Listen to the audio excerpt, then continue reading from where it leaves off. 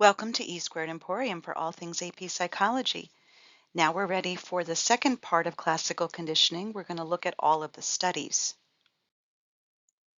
We're going to start with Pavlov, Ivan Pavlov, and his famous dogs. So he was a Russian physiologist and psychologist in the late 1800s to the early 1900s.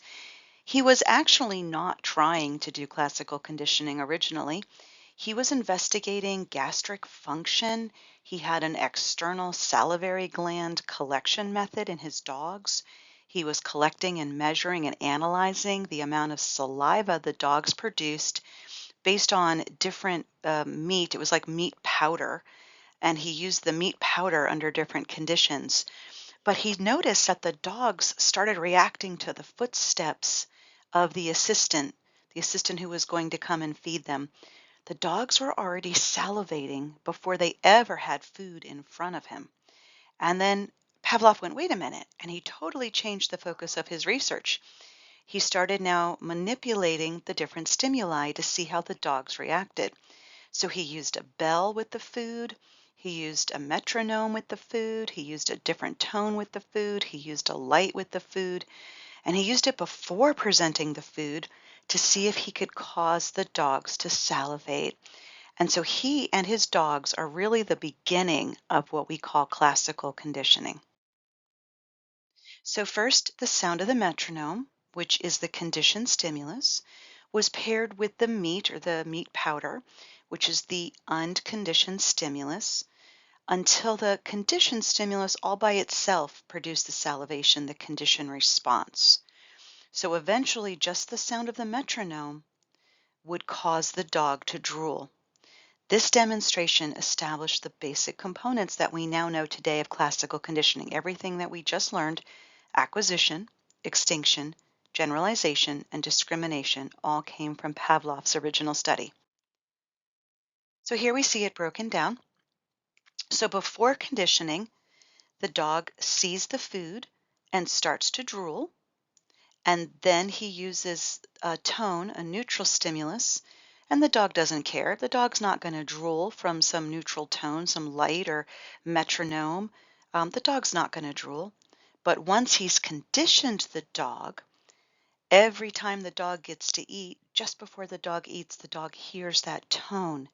Now the dog associates the drooling, the salivating, the wanting the food with that sound. So now just playing the sound alone is all it takes for the dogs to drool and salivate. Notice in the last picture, there is no meat, but that dog is still drooling. Okay, so this is the breakdown of how it works. So then he used the bell paired with the food, the same exact thing. So it would be bell, food, bell, food, bell, food. And eventually he wouldn't even need the food. It would just be the bell and the dog would be drooling. So now we have John Watson, who decided to start experimenting on humans. John Watson said, "Give me a dozen healthy infants and my own specific world to bring them up in, and I will guarantee to take any one at random and train him to become any type of specialist I might select: a doctor, a lawyer, an artist, a merchant, a chief, and yes, even a beggar man or a thief, regardless of his talents or his tendencies or his abilities or the race of his ancestors." So Watson believed that through classical conditioning, he could overcome biology, DNA, genetics, any traits. He thought that he could train babies to be super soldiers or to be doctors or be anything. And this is how behaviorists actually thought in the 1960s. It was very common that they believed in the 1960s that everyone could be fixed through this method. If only you did enough behaviorism, you could fix anyone, anywhere, anytime. So let's talk about this study that he did. We call John Watson the father of behaviorism. He worked with his grad student, Rosalie Rayner. They decided to try classical conditioning on a human infant. Does this go against ethics? Yes. They used an orphan. We talked about how orphans were quite often used back in the day. So this was conditioned fear response. and the orphaned baby was named Albert. They started around 8 to 9 months old. They were trying to understand how phobias develop, and they wanted to see if they could make baby Albert afraid of a white rat. Well, here you see baby Albert is playing with the white rat, and he's not afraid at all. The white rat is neutral. So see, he sees the white rat, he sees the dog, he sees the bunny. He shows no fear of any animals before the trials begin. So the sight of the white rat was eventually paired with a loud noise. They stood behind the little baby, infant Albert, and they used a big steel metal piece and they banged on it with hammers and made a very loud noise, very startling, until eventually little Albert thought every time the white rat came near him, the loud noise happened. So eventually little Albert thought that the white rat was causing the loud noise, and he didn't want the white rat anywhere near him because it always caused the loud noise. So eventually the rat produced crying. Eventually they stopped the loud noise and just put the rat again next to him, and he was so afraid of the rat now. They had created fear. Albert cried, he wanted to crawl away, he showed a fear response. Even though the noise was now taken away, he now showed that fear response with just the rat. So again, here's how the trial worked. The first trial, the white rat was a neutral stimulus, and there was no noise and there was no fear. But now, every time the white rat came out, it's now the conditioned stimulus because there was a loud noise, the unconditioned stimulus, which created fear, the conditioned response. So introducing the loud noise resulted in the fear. This is a natural response to loud noise, particularly in babies. And now introducing a neutral rat paired with the loud noise resulted in the conditioned response or the fear. But in little Albert's case, this fear generalized to all other similar stimuli and even things that weren't that similar. So now little Albert was terrified of the dog, the monkey, the rabbit, a Santa Claus mask, a fur coat. It showed that human emotional responses could develop as a result of classical conditioning. And Watson said most of our fears are learned rather than inborn. And this worked. He knew this because babies were born with the fear of loud noises and also the fear of falling, which we've talked about. But he used that first fear, that fear of loud noises, which is a natural, normal fear. He used that in order to do the conditioning. So some serious ethical issues with the little Albert trial. 17 days later, Albert was still afraid of everything. He had generalized his fear to even animals that weren't white. They had a brown bunny, a different furry dog, a different colored coat, and the Santa Claus mask. He was still afraid of that. 31 days later, he was adopted. His new adopted mother worked at the hospital. She worked at Johns Hopkins, and she took him from the hospital. She found out about the experiments, and she said, "You're not doing these any longer." So Watson had planned to eventually desensitize Albert after terrifying him. After traumatizing him, he was going to eventually desensitize him and eliminate the fearful reactions. He was going to do what's called counter conditioning.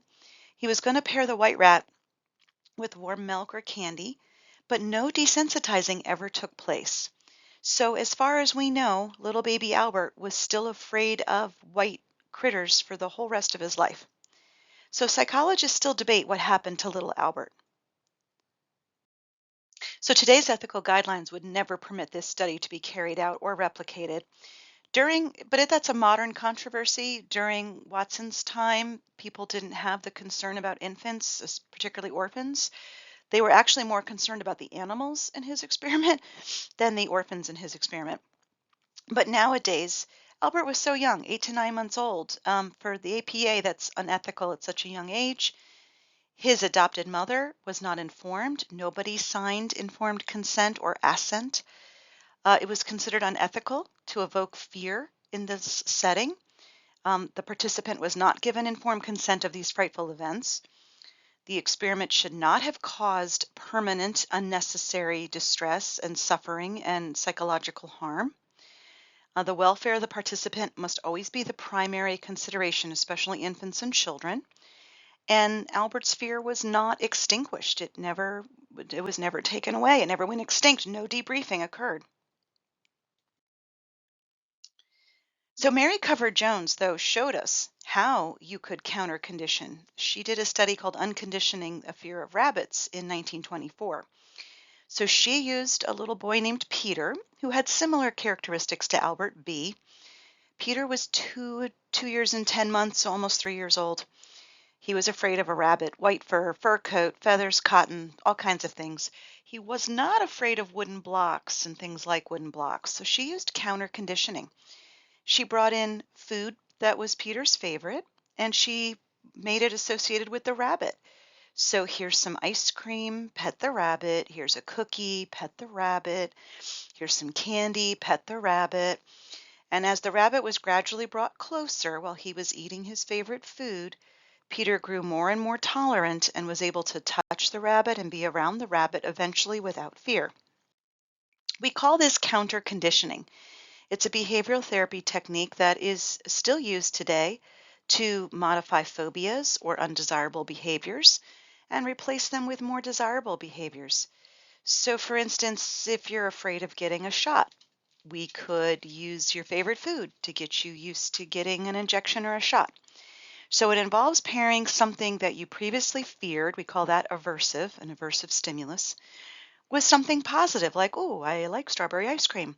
And then you gradually reduce the negative response, and now you establish a new, more positive association. Wow, every time I go to the doctor's office, I get to have candy or ice cream.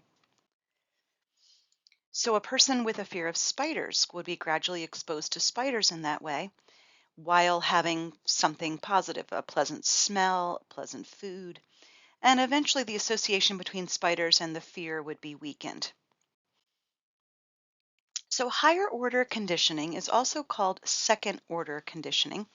It is a form of learning in which a stimulus is made meaningful only through the initial step of learning. So what do we mean by this? It means first you have to teach the basics before you can go on and start adding more to it, right? That's kind of obvious. So here's an example, the cat and the electric can opener, right? So the electric can opener opens up the can of cat food. The cat's excited. The cat gets the food. The cat is salivating.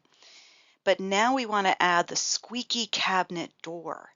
So maybe the cat food is in the squeaky cabinet door. So now we use the squeaky cabinet door plus the electric can opener, and the cat is salivating. Well, now we can take away the can opener and we can take away the food, and the squeaky cabinet door causes the cat to salivate. But you have to start in baby steps, right? You have to start one step at a time. That's what we mean by higher order, second order. So you have to associate the first thing before you can associate the second thing. Your dog has to learn the basics before your dog can learn a fancy trick. So again, first order conditioning for the dog, let's use Pavlov. Bell plus meat with salivation, then just the bell. Second order conditioning, after the first order conditioning has occurred and we've got it nice and solid, now we could add light and bell, and then get rid of the bell and just use light, right? So the first order are the base, it's the basics. You got to set up the basics before you go to second order. Now, sometimes we can use emotional responses. Classical conditioning isn't just about pairing neutral stimuli with our responses. It applies to our emotions. And if you've ever had a breakup song, you know what I mean. So we can feel happy or scared or anxious just based on the triggers we've been conditioned to respond to. You can feel positive or negative when you experience a stimulus if it accompanies a pleasant or painful event. So some examples, maybe a certain smell of cookies reminds you of your grandma, and that makes you feel a certain way emotionally. Maybe a certain song reminds you of your middle school dance, and that makes you feel a certain way. And then, like I said, you have a sad breakup song that, used to mean something else, but now it makes you cry. That's an emotional response. That's all classical conditioning. So see what I mean? We're always being classically conditioned. Habituation is literally when something becomes a habit. If we're repeatedly exposed to the same stimulus, we gradually pay less attention to it. It's our brain's way of tuning out the background noise. And so our responses diminish over time, and this allows our brain to conserve energy. We can focus on other things in the environment that might be more important, and we can filter out the mundane things and still stay alert to new information. So you probably don't pay attention to what the heating or air conditioning system is in your room or the sound of a ticking clock. You probably forgot what color the walls are in your classroom. Someday when you're in college, you'll have a very noisy dorm room and you'll learn how to study in it. Maybe somebody you know wears too much perfume, but you've gradually gotten used to it. So more and more trials you can see in this chart, our habituation to new things eventually wears off. So here's an example using a scarecrow to scare away the crows. And you introduce the scarecrow, but as the scarecrow is there for weeks and months and years, it really wears off. And the crows habituate to it, and now they're landing on it, and now it's just another stick for them to hang out on. So at some point, habituation makes the whole thing irrelevant to even start with.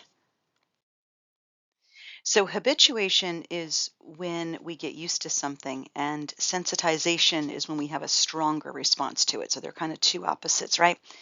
One, we're getting used to it, we kind of get dull to it. The other one is we get more sensitive to it. So the last thing we need to talk about is taste aversion, to eat or not to eat. And think about who was the first person who ate green eggs and ham or blue cheese or all of the things that we currently eat today, snails, escargot. So taste aversion is evolutionary. We do not want to eat rotten food, toxic food, or poisonous food because if we do, our DNA does not survive. So we avoid bitter flavors, we avoid bad smells. This is especially strong in pregnant women because they have a lot there at stake. So again, this taste aversion has kept us alive, and we can use it in many ways in classical conditioning. So we associate a sensory cue like smell, taste, sound, or sight with getting sick. And you want to avoid having that sensory cue in the future. So in taste aversion conditioning, the conditioned stimulus is the novel or new taste. The unconditioned stimulus is typically a drug that might be used to produce nausea. That's the unconditioned response. And then the conditioned response is to avoid that taste in the future. So this is used to stop addictions, to stop alcoholism, drug addiction, eating disorder therapies, many things this is used for. So Garcia and Colling in 1966, they first demonstrated that pairing this with rats made a difference. It's called the Garcia effect. So they used radiation, the unconditioned stimulus, with the taste of sweetened water, the conditioned stimulus, and it caused rats to become so nauseated, the unconditioned response, that those rats did not want to touch the sweetened water. And even when the radiation was taken out of the sweetened water, those rats weren't going anywhere near that sweet water again. They did not want to ever taste anything sweet again. So that's what we mean with taste aversion. Another example we see with patients going through radiation therapy, women undergoing chemotherapy for cancer. In one study, they developed a taste aversion to lemon lime flavored Kool-Aid. And if they drank it prior to going into chemotherapy where they might have nausea, they did not want to have the lemon lime flavor again. And this is a big issue for cancer patients. They always say be careful what you eat or drink right before you go in for your chemotherapy because you are not going to want it for quite a long time. So did you ever eat too much and then go on a roller coaster? Did you ever eat a bunch of sushi and then you got a stomach virus? Or eat too much candy at Halloween and you had this experience and you're like, I do not want to have candy corn for a really long time. Or I don't want to have mushroom pizza for a really long time. Right? So then you've experienced taste aversion. So things we learned from taste aversion, it was a one trial conditioning. So all the other classical conditioning that I was talking to you about can take several trials in order to get it right. But something about taste aversion, something about getting sick and being violently ill and vomiting and having something that feels toxic to our body, it stops immediately. Taste aversion is the strongest form of classical conditioning. Even if there's an hour or more delay, there can be a several hour delay from the thing you ate in the morning to the sickness you get in the afternoon. and you will remember and not want to eat that again. So, biological preparedness, animals acquire taste aversion differently. For instance, rats have very, very poor vision, but they have a great sense of taste and smell. So you can't really condition rats through light, but it's easy to condition them to smell and taste. Now, quails and certain birds have the opposite. They have very poor smell, but their vision is superb. So they would be much quicker to be conditioned by sight and less conditioned by smell. So it proves that all stimuli senses are not the same, but they all have an equal chance of becoming conditioned based on the animal that you're trying to condition.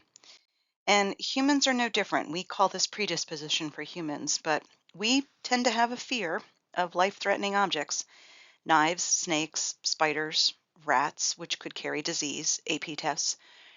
This creates a learning predisposition that makes it easier to also use taste aversion and conditioning with us. It is easier to make people afraid of rats than to make people afraid of cars, or it's easier to make people afraid of snakes than to make us afraid of music.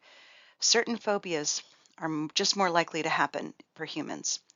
So, things that make us queasy, things that are dangerous, things that we inherently would want to protect ourselves from. And again, babies are born with that fear of loud noises and the fear of falling. And then as we start to learn other things that could kill us, we tend to become afraid of those things too. And now you are ready for class.